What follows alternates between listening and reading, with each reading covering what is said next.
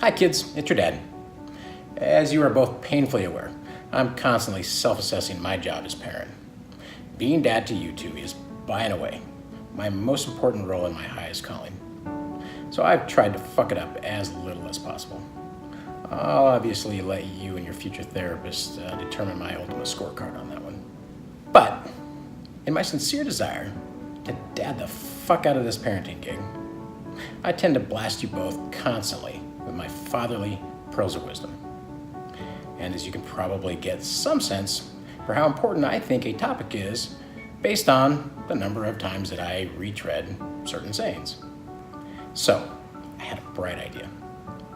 For your joint graduation, what if I recorded all of these pearls? Think of it like a pocket dad that you can access anytime you want. And most importantly, you don't even have to live at home after graduation to access the wealth of knowledge that is your dad. So you can think of this video as a way to gain some life hacks and some insights. Personally, I'll view it as a way to gain a spare bedroom. In a way, the words in this video are like a map, in particular, my map. This map doesn't have GPS or turn-by-turn directions, but rather some practical hints and clues as to how to get where you want to go. A few of these are sermonettes that I give regularly in a work context, and I think those are probably relevant and important, so I want to make sure I include them. But you probably never actually heard some of those before. Much of this, though, you've heard before. Some of them hundreds of times. But as I also always say, part of a dad's job is to repeat the important shit over and over and tell my kids things that they already know. Of course, if each of you have gotten older, my job has become less about teaching and much more an attempt to simply highlight the things that I think are important so that you can consider and make better decisions about your own life. So that's what I've tried to do here. To cull the stuff that I think is important, to have it rise above all the rest of the noise and all of the other things that we talk about all the time. Of course, the most important message, the message that I want to make sure gets through, and the one that I've repeated to you both throughout the years more than any other message, is quite simply this, that I love you. I love both of you more than life itself. So now let's dive into some Keithisms.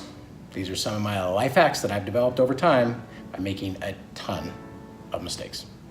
But as they say, wisdom comes from experience comes from making mistakes. So here's to hoping you can learn from and avoid some of mine and go on to make all new mistakes of your own. Yo, special congratulations to Kaitlyn for graduating from college and Bennett for graduating from high school. You got two choices in life. You know what? Forget it. Let this guy tell it. He tells it way better. Yo. Special congratulations to Kate from graduating from college and Bennett from graduating from high school. Y'all got two choices in life. Either make the world your bitch or be the world's bitch. There's not much in between. And also listen to your dad. And smoke less weed until you're 25.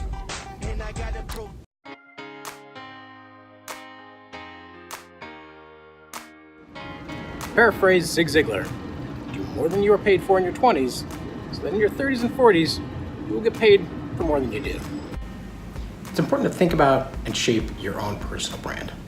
I don't do enough of this, and I definitely didn't do enough of this when I was younger. And I'm not talking about in the Kardashian sense of the word, but be purposeful about this.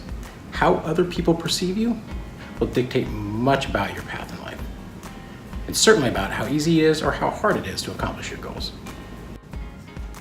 Who you will be 5 years from now is largely dependent upon what you read and who you spend your time with.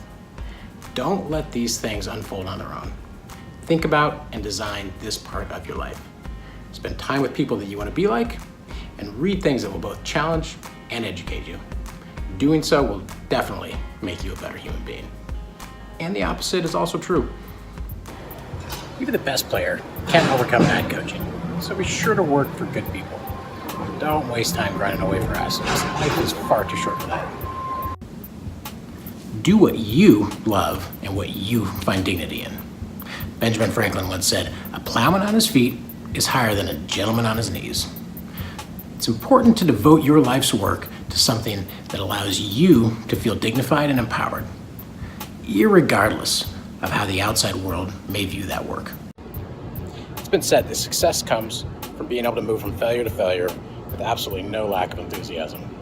Life will definitely knock you down. You have to be prepared for that.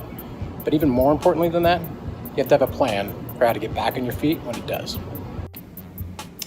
Let me tell you a story about D&K Lawn Services. It was the summer of my 18th year, 1989. The D, of course, stood for Dan, the K for Keith. And lawn services could be swapped out for just about anything, including D&K house cleaning, D&K ditch digging, D&K car detailing. Suffice it to say, we were hustling our asses off that summer, trying to make a few dollars before school started in the fall. This particular day, we were D&K Lawn Services, and we got called out to make a bid for a huge yard cleanup project. The problem on that particular day was that as soon as we showed up on the job site, we knew we didn't want this particular job, especially on that particular day. It was going to take us 8 hours of back-breaking work. It was a rare and absolutely beautiful Saturday, sunny Seattle Saturday, which is very rare, and we'd been working like dogs for like 10 days straight. So we simply wanted to go to the beach to play beach volleyball in downtown Kirkland. That's right, me and your Uncle Dan, shirtless in Kirkland, doing our best Maverick and Goose impressions, wowing the ladies. At least that's how I remember it. Don't worry about the details. So after walking the site, Dan and I agreed on a strategy. We were going to bid way too high to ensure that this guy absolutely says no. So Dan holds the clipboard, he looks very serious, tells the guy, $180. Now mind you, that's at least double the rate that we would charge typically for this job. The guy ponders for a minute, crosses his arms and says, "Okay." So my jaw drops. I'm thinking about my fading volleyball game, but I'm also astounded at how much money we're gonna be making that particular day. And then Dan, without even missing a beat, he simply says, "Each." Guy nods his approval, and in that single moment, Dan created as much value for us as we did together, combined, for the next 8 hours of hard, physical labor. And of course, the lesson in that story is don't undervalue yourself, because if you do, everyone else will as well. Goal setting is a critical first step to any great accomplishment. So set your goals and be stubborn about hitting them. But be flexible about your methods and how you attain those goals. There are many paths to the top of most mountains. There's an old saying, there are really only two ways to rule, by rule or by ruler. When I manage people, I prefer to create and define the rules rather than just subject my teams to my mercurial demands simply because I can. On the other hand, our current president, he's an extreme example of what ruling by ruler looks like. Also, Stalin. Leading effectively really requires the golden rule. Lead how you would like to be led. Be better than those around you, and be better than you were yesterday. That's the only consistent way to make the world a better place. To build your personal savings, I've always thought to focus on the income side is much more interesting than focusing on the expense side. If you can pick a career that is valued by the world, then you'll never have a hard time monetizing what you're passionate about. And on top of that, prioritizing income over savings frees you up to spend some of that hard-earned money, which can often lead to life generally being just a little bit more interesting, and if nothing else, at least a bit less constrained. Ask for forgiveness rather than permission. While that phrase is often thrown around as a way to get away with doing something bad, it's actually a core philosophy that successful people typically live by. Don't wait around for someone to give you permission to do shit if you see an opportunity to do something that you are passionate about. Blaze your own trail. Let everyone else sit around and wait for permission. Meanwhile, you'll be miles ahead of them. Most of the interesting breakthroughs in life are a direct result of this particular mentality. Read biographies. For the love of all that is holy, read true life biographies of people you admire or that made an impact on the world. This is a big one. Biographies are like the Marvel superhero stories of history. They'll inform you, they'll inspire you, unlike anything else, especially when you're in your 20s. Life isn't long enough to figure out all of life's lessons by yourself, so crib as much as you can from those that have gone before you. Doing so will give you a critical competitive advantage. It will definitely make life way, way more interesting.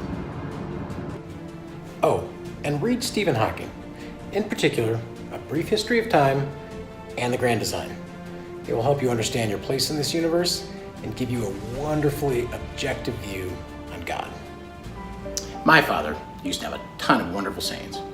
He'd say things like, "It always looks better on paper," or "Don't do anything stupid." Of course, my more modern version of the same thing is, "Don't fuck it up," but don't tell him I said that. He'd also say, "That not only hit the spot, but removed it." I love that one.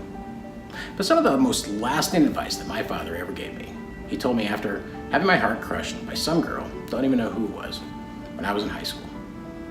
He told me, love is not a pie, it's a river. Just because you give someone a piece of it doesn't mean you'll run out. Love's like a magical resource that replenishes itself. It's like a river that keeps on flowing. And for a guy who only really ever loved one woman and did so incredibly well, that was some pretty great and timely advice. Or as my dad would say, it not only hit the spot, it removed it. Your great-grandpa Elmer used to say, "Measure twice, cut once." That was definitely obvious advice as a machinist in order to ensure you didn't waste raw materials. It's much less obvious in today's world, but equally as important. Planning ahead matters. Don't forget, measure twice, cut once.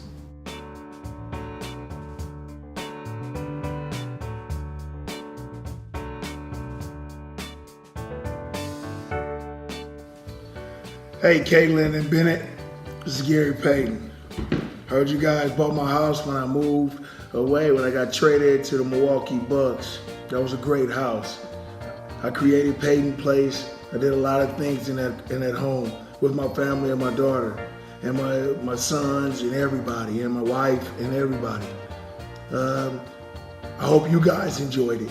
I heard you guys moved to New York and now you guys are graduating this year. Congratulations. Hope you have a great life. I know you're going to be very successful. Have a good one. I've never felt like I'd been held back because I was a woman, in my talent. I never was intimidated or thought that I didn't have my place in the world. Kaitlyn, graduating this year, congratulations. That's always a huge milestone. Always feels great. What an exciting year. Have fun with it. Embrace it all. It only happens once, I understand Rousey was your hero growing up. That's all right. I don't judge you for that. She did a lot. And I'm glad that you looked up to her. She's, been in the Olympics and was a very dominant champion for a long time. I respect her as well. Also didn't change the fact that I wanted to beat her. So, anything can happen in this life. Just work for it and believe in it, be creative with it, and anyone can be capable. So whatever you do in life, I hope that you keep that in mind with whatever it is. You can conquer anything, even if it's somebody who's that dominant or just a milestone in your life that you have to overcome. You're capable of whatever you want to put your mind to and put your focus into and your hard work into. So congratulations and good luck with your future and everything you have coming forward, all your endeavors that you will have. God bless. When you're able to conquer yourself, your shadows, and your demons, you're able to conquer anything. Because nothing can really stop you but you. What's up, Bennett? How you doing? It's Tyler Lockett from the Seattle Seahawks. And listen, I want to thank you for being a Seahawks fan all the way out there in New York City. I know you moved out there about 4 years ago. Listen, I know it's great out there. I know it's very busy out there, but I want to say this. Everything that you need to be able to do and be successful is right there in your reach, whether it's out there in New York City or whether it's back in Seattle or wherever it's at. I believe in you, and I want to say congrats on graduating and good luck when you're out there in Colorado. It's going to be great. I know you're going to love it. The mountains, you can go skiing, you can do whatever you want out there because it's a lot of fun things to do. I know you've overcame a lot of huge trials, and I'm encouraging you to continue to overcome it. No matter what giant puts itself in the way, that giant could be slain as long as you believe and as long as you fight. That's the only thing that matters. And I want to encourage you, keep on fighting the good fight, Bennett. All right, see you later.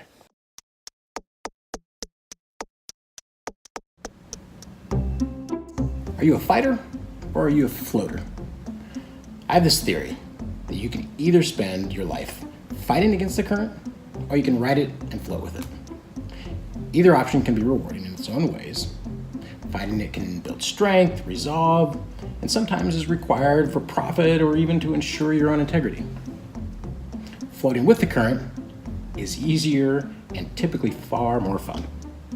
Most people have a primary direction, with a minority in the opposite direction. But the sad thing is that most people don't actually choose their direction. They just mindlessly react to their circumstances, and then they end up letting their direction choose them. The key I've found is to be conscious and purposeful as you choose the proper direction for yourself. And that direction may change from time to time based on your views and even what is currently going on around you. But being purposeful, deciding for yourself if you will be a fighter or a floater, has a tendency to turn circumstances into decisions, turns powerlessness into empowerment. So ask yourself, are you a fighter or are you a floater? When you find yourself in a hole, the first order of business is to put down the shovel and stop digging. Digging through is rarely the right solution to self-inflicted problems. They say a guilty conscience needs no accuser. You both have a good, solid moral compass. Use it. When you know you're doing something shitty, don't wait for someone to tell you to stop doing it. Just stop doing it. Or, as a wise boy used to tell my daughter every single morning, make good choices. It's important to be honest and not lie. And of course, the worst person we can ever lie to is ourselves. This happens more than any of us would care to admit. And in my experience, one of the biggest lies that we tell ourselves usually includes the words, "That's just who I am. I'm not very good at that. That's just who I am. I don't have great self-control. That's just who I am. I'm unable to do that. That's just who I am." Those are lies. If you hear those words in your personal narrative, change the words. Change them from, "That's just who I am," to "That's how I used to be." And give yourself permission to change. Your prior actions don't need to define who you're going to be tomorrow. If we don't give ourselves room and permission to change, we all act like teenagers the rest of our lives. You don't have to improve all at once. Just be better than you were yesterday. But the only way that we can make iterative improvements over who we used to be is to permit and eventually command ourselves to change.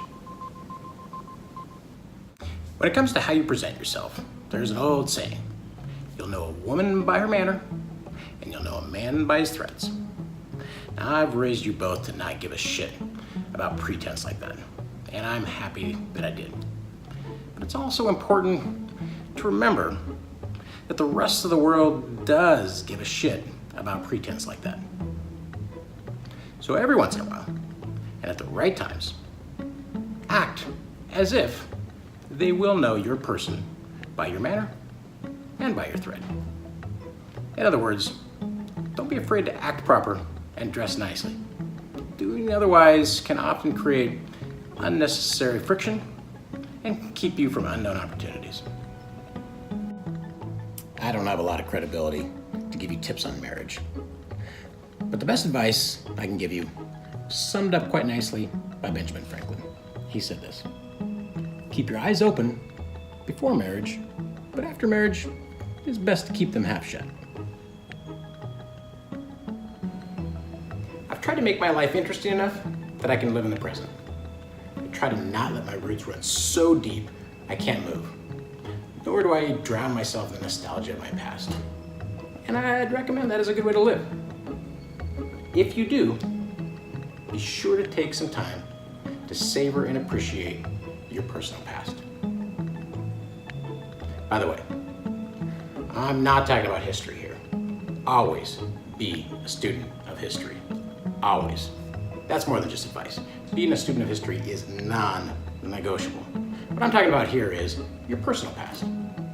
There are some in our family who like to guzzle from the fountain of nostalgia. I'd suggest that a drink or two in moderation is probably the preferred way to consume the past. Another way to say it is, roots are for trees. God gave us feet for a reason. You both know the old and very sexist fable of the young bull and the old bull standing on a hill looking down on a herd of cows in the meadow. The young bull says to the old bull, "Hey, let's run down there and try to fuck one of those cows." The old bull says, "Let's walk down and fuck them all." Well, here's my new version of that fable. It's been updated for feminism. There's a young cow and an old cow on a hill, looking down on a herd of bulls in the meadow. The old cow says, "Let's saunter down, all sexy like, and maybe we can get one of those bulls to fuck us." But the young cow, she says, "Let's walk down there like we own the place and fuck all those bulls." Don't forget what I always say, can't sharpen a sword with a pillow. Oh yeah, and don't sneeze on the stairs. You know my spiel about how the world is getting better. And the reason I say that is, well, because the world is getting better. When I was born, 50% of the world's population lived in extreme poverty. The prognosis of the day was that the world would run out of fuel for energy and food for the growing population. Of course, 48 years later, we've doubled the population of the world, and now only 10% of the world lives in poverty. Food and energy are more plentiful than ever before. The world is getting better. If someone tells you otherwise, they're either uneducated or unlucky.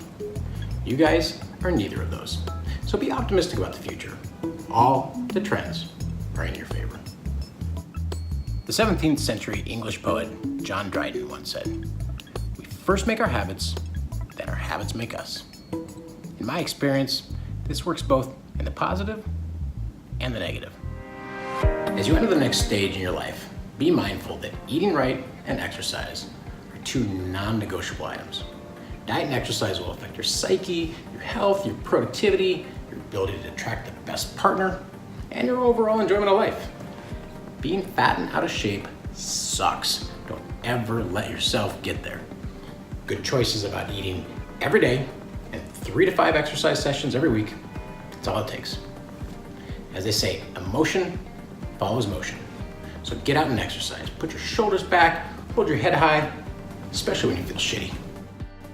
It's been said they should always be kind to anyone who has access to your toothbrush, which is really super sound advice. But I'd adjust that to say, treat everyone as if they have access to your toothbrush. That forces a frame of mind that ensures you start from a place of putting good into the world.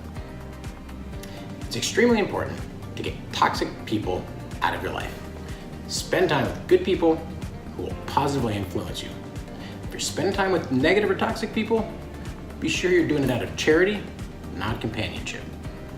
Or as I like to say, put assholes where they belong, behind you.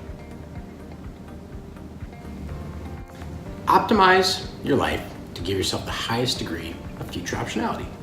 The best way to do this is just simply be good to your future self. The person occupying your skin in the future will be you, so be good to that person. That extra piece of cake your current self takes down today, well, your future self will have to jog that off. That biography that your current self reads today is going to educate your future self. The extra effort that your current self puts in at work is going to result in a raise and a promotion for future self. It's easy to let current self be greedy and selfish, but that simply reduces the options that your future self will get to enjoy. So leave something for the next guy. Do something good to benefit the next guy, because the next guy is you. You know I encourage mistakes, because that's how you learn. As long as the mistakes aren't irrevocable. You can come back from just about anything, unless addiction is involved. We all know what this means, and the consequences. Don't ever let drugs or alcohol control you. And if you ever feel like they might be, you have to promise me that you will come to me. I will welcome you with open, loving arms, guaranteed. I mean, maybe give me like 30 seconds to react, but then guaranteed. Because this one is important. Don't put future Kate or future Bennett into a corner they can't get out of. When I took on the role of father 22 years ago, I knew it was my job to shape my kids. But I wasn't at all prepared for how much they would shape me. I thank you both for that most of all. Well, kids, hope these little tidbits and life hacks will prove to be helpful to you in the future. But even if they don't, they should be proof of one thing. Your dad loves you. So down the road, when you're confused, if you need advice, or even some help, pull up this video. It may not inform you what to do, but hopefully it'll remind you that you have a support system. You have people in your life who love you, many of whom love each of you more than we even love ourselves. And that, by itself, is the single most important message that I can relay to you. You have a platform from which to launch. You have people ready to help you and support you. You are loved. Now go make your dent in the universe.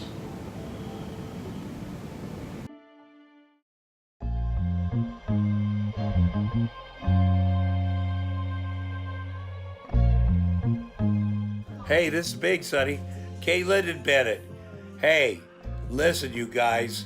Congratulations, you're graduating and you're beginning new chapters in your lives. And don't ever forget, your dad loves you more than anything. And you know that.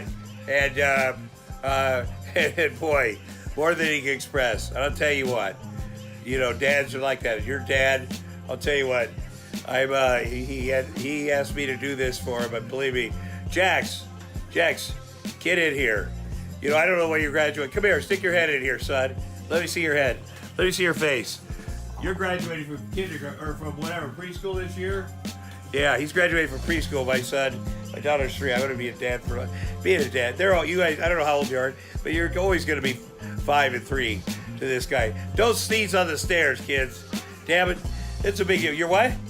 I know you're, oh yeah, you're 6. You're go to kindergarten next year. Man, being a dad, how proud. You guys graduating, going, I don't know if you're going to college or you're graduating from preschool, but it's all the same, man. Good luck to you. Man, it's great being a dad, isn't it? Isn't it, Dad? Isn't it the best thing ever? Don't go too far away, kids.